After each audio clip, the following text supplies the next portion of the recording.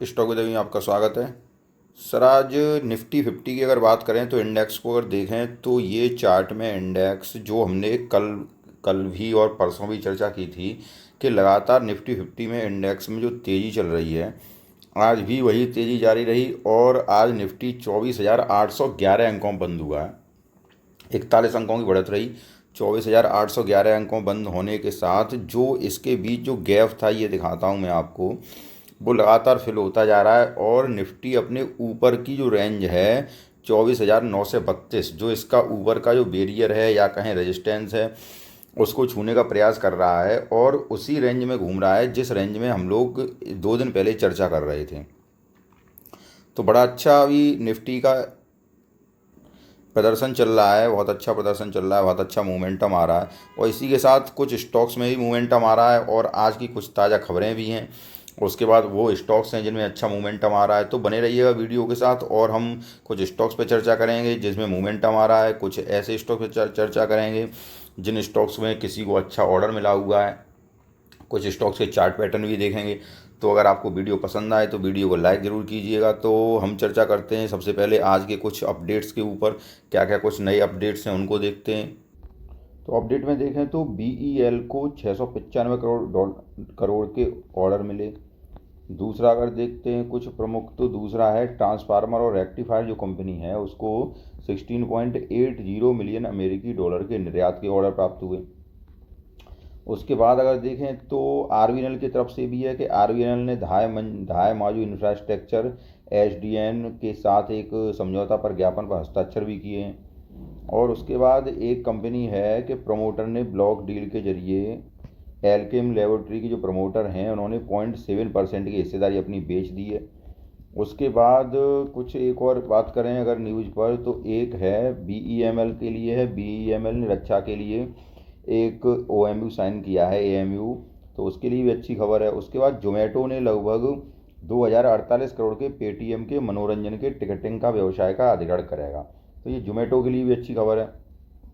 उसके बाद इन सारी खबरों के बीच अगर जो मुख्य खबरें हैं, एक तो BEL को जो ऑर्डर मिला है और एक जोमेटो के लिए भी खबर है और एक BEML के लिए डिफेंस में। तो हम सारे स्टॉक्स देखते हैं और कुछ स्टॉक्स, 2-3 स्टॉक्स मैं आपको ऐसे बताऊंगा जो कि काफ़ी अच्छे हैं, इस मार्केट में लेने लायक हैं, काफ़ी अच्छे। और इन स्टॉक्स में भी चर्चा करेंगे जिनको ऑर्डर मिले हैं, तो उनके चार्ट पैटर्न देखेंगे कि इनमें क्या गुंजाइश बन रही है, कहाँ पे इनमें एंट्री हो सकती है। तो देखते हैं। सबसे पहले हम 2-3 स्टॉक जो मैं आपको बता रहा हूँ, तो सबसे पहला स्टॉक है इसमें, तो सबसे पहले बात करते हैं दीपक नाइट्राइट स्टॉक के बारे में। तो ये केमिकल का स्टॉक है दीपक नाइट्राइट, और अगर इस स्टॉक की चर्चा करें तो ये स्टॉक 3,093 का ये हाई लगा के आया है और अब ये स्टॉक थोड़ा करेक्शन में है। हाँ, लेकिन यहाँ जो मैं आपको बताऊँगा कोई स्विंग ट्रेडिंग के लिए स्टॉक नहीं बताऊँगा, एक स्टॉक बताऊँगा स्विंग ट्रेडिंग के लिए, वो आपको मैं बाद में बता दूंगा सबसे वीडियो के अंत में। लेकिन ये जो मैं आपको स्टॉक बता रहा हूँ सारे के सारे लॉन्ग टर्म इन्वेस्टमेंट के लिए स्टॉक बता रहा हूँ, सारे के सारे लॉन्ग टर्म इन्वेस्टमेंट के स्टॉक हैं और इनमें आप पोजीशन बना के धीरे धीरे पोजीशन बनाएं। जैसे अगर आपको 10 स्टॉक लेने हैं तो वो लगभग 3-4 बार में लें, तो इस तरह से मतलब थोड़े थोड़े क्वांटिटी ऐड करते जाएं, पाँच पाँच क्वांटिटी, 4-4 क्वांटिटी ऐड करते जाएं। और ये अच्छे स्टॉक हैं। और जिसमें दीपक नाइट्राइट की अगर हम बात करते हैं तो ये 3,000 का हाई लगाने के बाद अब इसका जो नेक्स्ट सपोर्ट दिखाई दे रहा है मुझे, वो इसका सपोर्ट दिख रहा है यहाँ पे, ये देखिएगा आप, लगभग 2663 के पास। तो ये स्टॉक थोड़ा नीचे आ रहा है 2663 के पास। अगर ये 2663 के पास आता है तो आप इसमें ज़्यादा क्वांटिटी बाइंग कर सकते हैं। 2663, इसको आप नोट कर लीजिएगा, 2663 रुपये के पास। तो ये इसका मेजर सपोर्ट है और वहाँ से फिर ये स्टॉक रिवर्स लगा जाएगा और फिर ये 3,000 के ये स्टॉक अगर आप थोड़ा पेशेंस रखते हैं तो ये काफ़ी दिनों के बाद कंसोलिडेट करने के बाद फिर इसने ये ब्रेकआउट दिया था, लेकिन ब्रेकआउट ये पूरी तरह इसका सफल नहीं हो पाया और थोड़ा नीचे आया स्टॉक। और ये मुझे लगता है कि अगर आप इसको होल्ड करते हैं तो कुछ ही दिनों के बाद ये स्टॉक आपको 5,000 के लेवल पर दिखाई देगा। अच्छा स्टॉक है, धीरे धीरे क्वांटिटी आप इसमें ऐड करते जाइए। दीपक नाइट्राइट स्टॉक। अगले स्टॉक की चर्चा करें तो अगला स्टॉक है सर, इसमें अगले स्टॉक की बात करें तो अगला स्टॉक है सर यूनो मिंडा। इस स्टॉक को अगर हम देखें तो ये स्टॉक भी अच्छे मोमेंटम में चल रहा है। अगर ये आपको स्टॉक आज की प्राइस पे लगभग ये 1,137 रुपये पे चल रहा है और इसका हाई जो है वो 1,192 रुपये का है। और ये स्टॉक अगर 1192 रुपये को तोड़ता है तो फिर ये स्टॉक बहुत जल्दी आपको 1500 की रेंज में दिखाई देगा। अगर ये आपको अगर स्टॉक मिलता है तो आप अगर इसमें एंट्री बनाना चाहते हैं तो आप इस प्राइस पे इसमें एंट्री बना सकते हैं। एसएल अगर एसएल थोड़ा, क्योंकि ये स्टॉक जो मैं आपको बता रहा हूँ ये लंबे समय के इन्वेस्टमेंट के लिए बता रहा हूँ, लॉन्ग टर्म इन्वेस्टमेंट के लिए बता रहा हूँ। तो जिनमें हम लॉन्ग टर्म के इन्वेस्टमेंट करते हैं तो उन स्टॉकों का एसएल थोड़ा नीचा रखते हैं तो वो ज़्यादा सेफ रहता है। और एसएल अगर थोड़ा नीचा जो इसका बनना है तो आप 1049 का एसएल रख सकते हैं। और दूसरा एसएल इसमें आप 9 से 95 का, जो कि बहुत बड़ा एसएल हो जाएगा, वो कोई मतलब नहीं है। तो आप इसका एसएल 1050 का रख सकते हैं। 1050 के एसएल के साथ आप इसमें होल्ड करिए और ये स्टॉक आपको बहुत जल्दी 1500 तक के लेवल दिखा देगा। अच्छा स्टॉक है यूनो मिंडा, और इस स्टॉक पे आप ध्यान दीजिएगा। अगले स्टॉक की चर्चा करते हैं। तो अगला स्टॉक में लेके आया हूँ इसमें देवयानी इंटरनेशनल। अब सर ये स्टॉक मैं इसलिए लेके आया हूँ, देवयानी बहुत कम लोगों को पता होगा कि देवयानी और बरुड़ ये दोनों भाई बहन हैं, और एक बरुड़ के नाम से कंपनी है बरुड़ बेवरेज, और ये देवयानी उसकी सिस्टर है, उनके नाम से देवयानी इंटरनेशनल। तो ये दो स्टॉक हैं। बरुड़ बेवरेज का आप मैनेजमेंट देख ही रहे हैं, और बरुड़ बेवरेज को देखें तो कहाँ से कहाँ तक पहुँच गया है, लेकिन ये देवयानी इंटरनेशनल अभी तक चला नहीं है स्टॉक। इस स्टॉक में अगर आप एंट्री बनाना चाहें, ये देखिए काफ़ी लंबे समय से एक ही दायरे में कंसोलिडेट कर रहा है, और ये लगभग 3 सालें हो गई इस स्टॉक को।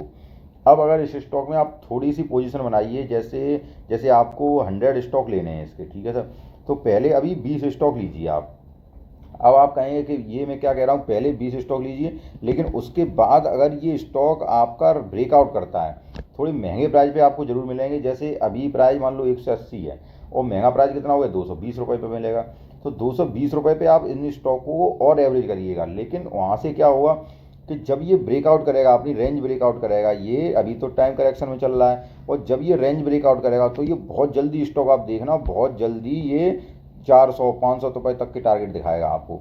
अच्छी कंपनी है, मैनेजमेंट अच्छा है, और कंपनी इसलिए अच्छी मालूम पड़ रही है क्योंकि बरुड़ बेवरेज भी यहाँ से बेहतरीन कंपनी रही है।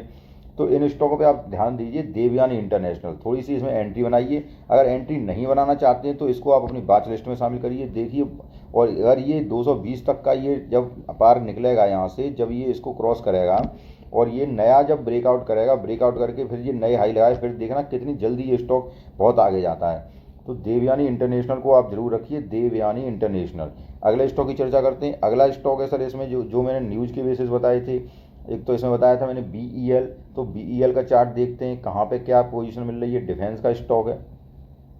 अगर BEL की चर्चा करते हैं तो इस स्टॉक को देखें, ये स्टॉक अपने 38.2 जिस पर मैंने फिबोनाची रिट्रेसमेंट डाला है, तो ये एक रेंज में ही अब चल रहा है। कितनी रेंज है इसकी, 23.6 की और 38.2 की, मतलब 301 और 278 के बीच ही ये स्टॉक चल रहा है।